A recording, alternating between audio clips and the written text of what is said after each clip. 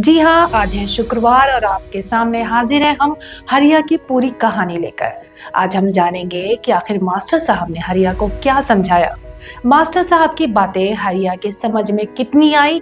आइए कहानी में आगे देखते हैं कि मास्टर साहब ने हरिया की दुविधा को कैसे दूर किया और हरिया ने आखिरकार क्या फैसला लिया। अरे हरिया, ये कहाँ जा रहे हो भोरे भोरे लोटा लेके? तुम्हारे घर शौचालय बना है ना? हाँ बना है मास्टर साहब। शौचालय बनने पर तो सरकार द्वारा प्रोत्साहन राशि भी मिला था हमको, लेकिन वो कहा है कि शौचालय थोड़ा टूट फूट गया है और आए दिन जाम भी हो जा रहा है। आज भी वही समस्या हो गई है, सो मजबूरी में बाहर जा रहे हैं। ये कैसी मजबूरी है हरिया?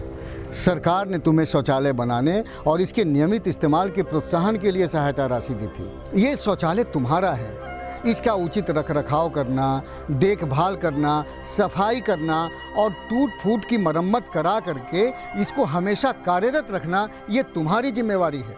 वो क्या है मास्टर साहब कि कुछ पैसों की किल्लत हो गई है, बस कहीं से कुछ पैसों का इंतजाम हो जाए तो वो शौचालय का मरम्मत करवा ही लेंगे। अच्छा एक बात बताओ, यदि तुम कभी बीमार पड़ जाओ, तुम्हारा बच्चा या तुम्हारे परिवार का कोई सदस्य बीमार पड़ जाए तो इलाज कराओगे कि नहीं? इहो कोनो पूछे वाला बात है मास्टर साहब, जरूर करवाएंगे। और इसमें कितना खर्च आएगा? अगर खुदा ना खास्ते अगर शहर में जाकर के इलाज कराना पड़ गया तो? बाबू मास्टर साहब, कोई डॉक्टर का फीस तो 200 से 500 हो ही गया है, और कहीं निजी वाहन से जाना पड़ जाए या फिर एगो दूगो टेस्ट करवाना पड़ जाए तो 1000-2000 तो पानी की तरह बह जाएगा। और जितने दिन तुम बीमार रहोगे उतने दिन काम पर नहीं जा पाओगे, रोजगार का नुकसान होगा सो अलग। बात तो आप सही कह रहे हैं। तो इससे तो अच्छा है ना कि इससे कम खर्च में तुम शौचालय का मरम्मत करवा लो। देखो हरिया, तुम तो जानते हो कि खुले में शौच जाने से तरह तरह की बीमारियां फैलती हैं, और उन बीमारियों की जद में सिर्फ तुम ही नहीं आओगे बल्कि पूरे गांव पर बीमारी का खतरा मंडराता रहेगा। आप ठीक कह रहे हैं मास्टर साहब। अब पहले शौचालय मरम्मत कराएंगे तब भी कौन दूसरा काम करेंगे। अपने घर परिवार ही नहीं बल्कि गांव समाज के सेहत की दृष्टिकोण से हम सब की पहली जिम्मेवारी है कि खुले में शौच ना जाएं, अपने शौचालय को साफ सुथरा और ठीक ठाक से रखें।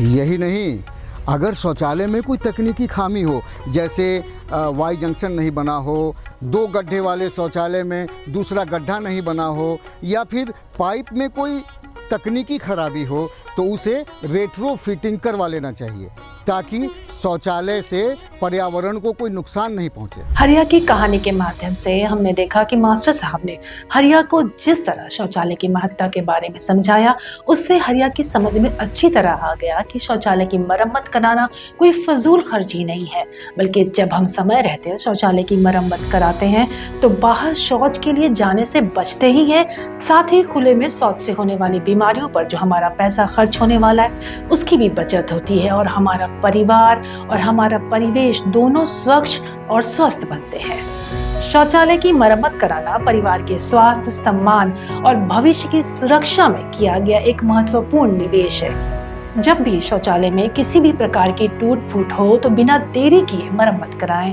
और अपने आसपास के लोगों को भी ये बात जरूर समझाएं, क्योंकि तभी तो हमारा गांव स्वस्थ, स्वच्छ और समृद्ध बन पाएगा।